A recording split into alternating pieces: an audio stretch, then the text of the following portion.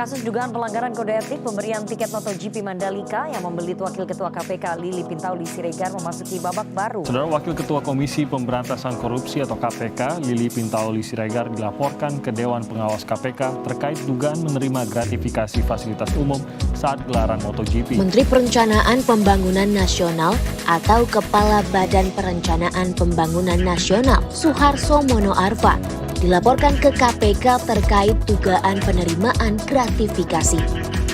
Wah, banyak sekali ya kasus gratifikasi yang menjerat para pejabat dan para aparatur sipil negara. Lalu, apa sih gratifikasi?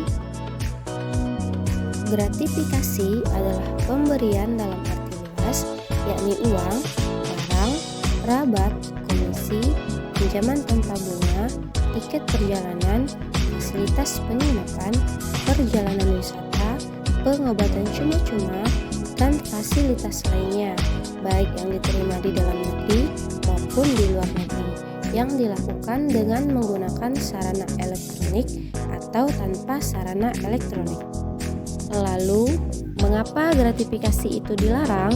Gratifikasi pada dasarnya adalah suap yang tertunda atau sering juga disebut suap terselubung. Pegawai negeri atau penyelenggara negara yang terbiasa menerima gratifikasi terlarang, lama-kelamaan dapat terjerumus melakukan korupsi bentuk lain, seperti suap, pemerasan, dan korupsi lainnya, sehingga gratifikasi dianggap sebagai akar korupsi. Gratifikasi tersebut dilarang karena dapat mendorong pegawai negeri bersikap tidak objektif, tidak adil, dan tidak profesional, sehingga pegawai negeri tidak dapat melaksanakan tugasnya dengan baik. Gratifikasi yang tidak dilarang atau tidak wajib dilaporkan sebagai berikut: pemberian dalam hubungan keluarga, keuntungan atau bunga dari investasi, segala sesuatu yang diperoleh dari seminar, pemberian yang berasal dari perayaan seperti perkawinan dengan nilai keseluruhan paling banyak 1 juta, pemberian dari pihak lain terkait dengan musibah dan bencana, pemberian dari sesama rekan kerja yang tidak dalam bentuk uang dengan nilai maksimal 200.000, pemberian berupa hidangan, dan pemberian cenderamata atau plakat. Gratifikasi yang dilarang atau wajib dilaporkan yaitu terkait dengan pemberian layanan pada masyarakat di luar penerimaan yang sah, terkait dengan tugas dalam proses penyusunan anggaran di luar penerimaan yang sah, terkait dengan tugas dalam proses pemeriksaan, audit, monitoring, dan evaluasi di luar penerimaan yang sah, terkait dengan pelaksanaan perjalanan dinas di luar penerimaan yang sah atau resmi dari instansi dalam proses penerimaan promosi atau mutasi pegawai. Para pejabat atau pegawai atau penyelenggara negara wajib melaporkan penerimaan atau penolakan gratifikasi disampaikan kepada KPK paling lambat 30 hari kerja sejak gratifikasi diterima atau ditolak. Disampaikan kepada KPK melalui UPG Kabupaten dalam jangka waktu paling lama 10 hari kerja sejak gratifikasi diterima atau ditolak. Konsekuensi melakukan gratifikasi cukup berat, yaitu pidana penjara maksimum 20 tahun, pidana denda maksimum 1 miliar rupiah. Dari hal ini jelas sekali bahwa penerima gratifikasi merupakan salah satu bagian dari tindak pidana korupsi.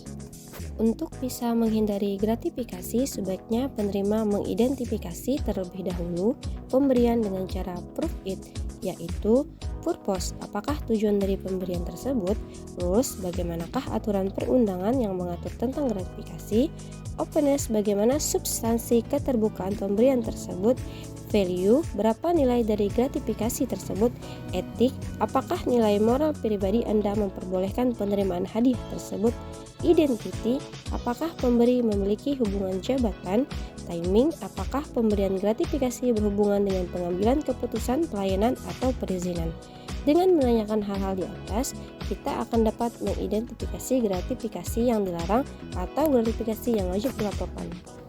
Untuk mekanisme pelaporan gratifikasi, yang pertama, laporan gratifikasi disampaikan dalam bentuk tertulis atau surat elektronik atau aplikasi yang berlaku kepada Inspektorat Kabupaten Belitung Timur selaku UPG Kabupaten dengan kelengkapan yaitu berupa identitas pelapor, informasi pemberi gratifikasi, jabatan pelapor, tempat dan waktu penerimaan gratifikasi, uraian jenis gratifikasi, nilai gratifikasi, kronologis peristiwa, serta bukti dokumen atau data pendukung terkait laporan gratifikasi. Selanjutnya, laporan akan dilanjutkan kepada KPK dan kemudian laporan tersebut akan diproses, dianalisa, dan diklarifikasi.